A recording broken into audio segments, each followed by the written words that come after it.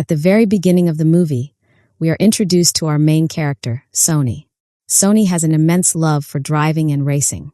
He lives for the thrill of it, and right now, he is inside a gaming arena where he is competing in a car racing game. His determination to make his team win is unmatched. He is willing to go to any lengths to secure victory. During the race, several players attempt to block him, to push him back, but Sony skillfully overtakes them one after another. Finally, only one opponent remains, who gives him some tough competition.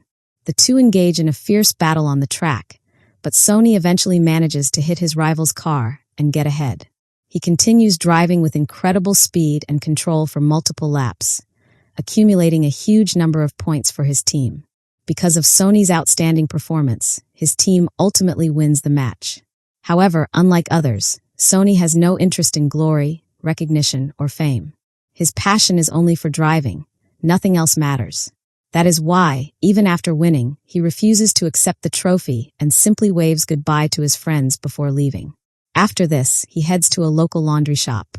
There, his attention is drawn to a poster hanging on the wall. The poster announces an upcoming race in the desert region of Mexico, stating that they are looking for drivers. Sony reads it carefully but then shrugs it off, not giving it much thought, and moves on. At that very moment, a race manager, who also happens to be an old friend of Sony's, walks in. It has been years since the two have seen each other. They greet one another warmly, and soon, the race manager explains his troubles. He tells Sony that he currently owns a Formula One team, but the team has been struggling terribly. He says, "You were once a Formula One driver yourself. That is why I need you to return and race for my team. My team is in such a miserable state that it cannot even qualify in the top 10 anymore. If this continues, I will be ruined. My team will collapse. Please help me. Only you can turn things around." Listening to his desperate plea, Sony responds calmly, "All right, I will think about it." Meanwhile, the story shifts to another racer named JP. JP is shown racing an African-style single-seater car. Later, it is revealed that JP is part of the very same team managed by Sony's friend. Alongside him, we are introduced to a talented female car designer who is responsible for the engineering and redesigning of their cars. She approaches JP and asks, "Are you facing any trouble with the car?" JP answers, "Yes, there are quite a few issues." Hearing this, the designer immediately begins working to identify and fix those problems so she can improve the car's performance for the next race. At this point, Sony arrives at the team's garage. Some of the members are surprised to see him, while others don't recognize him at all. The race manager, however, feels relieved and hopeful. With Sony here, perhaps victory is possible. Sony greets everyone and then sits inside one of their modern racing cars. Though he had previously driven old Afghan-style race cars, this new machine is far more advanced. Still, he quickly adapts to it. He carefully studies the track maps and starts practicing rigorously. During a test run, the car crashes. Luckily, the damage is not severe, and Sony himself is unharmed. Analyzing the incident, he discovers that the car struggles to make sharp turns at high speeds, often leading to loss of control. He points this out to the designer, who assures him, "I'll fix this problem right away." Meanwhile, JP visits his mother. He is visibly upset. He tells her, "Our team keeps losing. The drivers are scattered. There's no unity, and now a new driver has joined us who seems capable of competing against me. Everything feels wrong." His mother comforts him, saying, "Don't worry about others. Focus on yourself. The racing days are near. You must be prepared." Like every Formula One team, there's also has two drivers, a lead driver and a supporting driver. JP is the number one driver, while Sony is assigned the number 2 position. Both roles are crucial in helping the team secure victory. Soon after, a press conference is held. During it, JP mockingly calls Sony an old man. Sony doesn't take offense, but the press immediately bombards him with difficult questions about his past. They bring up his old, horrific accident, after which he disappeared from racing for nearly 30 years. Now suddenly he has returned. This deeply unsettles Sony. He leaves quietly, haunted by memories of the accident that once nearly destroyed his life and career. The next morning, JP approaches Sony to apologize. He says, "I regret calling you an old man. I shouldn't have said that." But Sony remains unaffected by the matter. He prefers staying in his own world, practicing tirelessly. Now, another major race weekend begins. These events stretch across 3 days.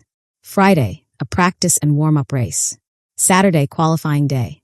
The driver who finishes first here starts at the front on Sunday, while the one who finishes last starts at the back.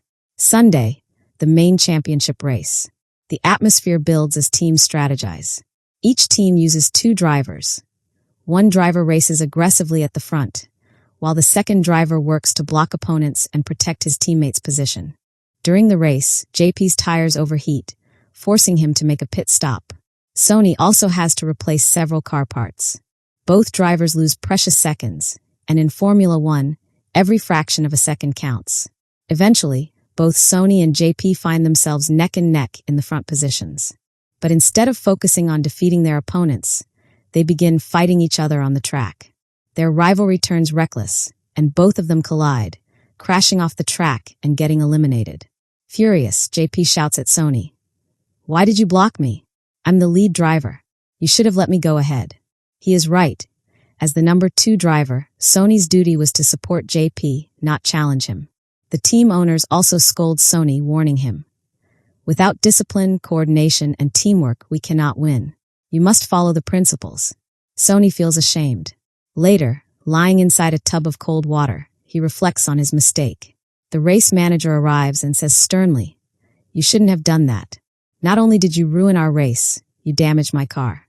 If this continues, I'll lose everything." Sony tries to reassure him, saying, "Don't worry. JP still has a lot to learn." Then, with a mischievous grin, he asks the manager whether the car designer is married, divorced, or single. The manager snaps, "What nonsense. Focus on racing. Don't bring such things here." Later, Sony privately meets the car designer at a coffee shop. He tells her, "You should redesign the car." She replies firmly, "Why should I? We're a team, and I don't take decisions without consulting others. And by the way, people are talking everywhere. They all want to know why you've come back to Formula One after so many years." She then adds, "If you win, maybe then I'll believe in you," before leaving. Both drivers keep training in their own ways. The team also holds a meeting to strategize for the upcoming 52-lap race.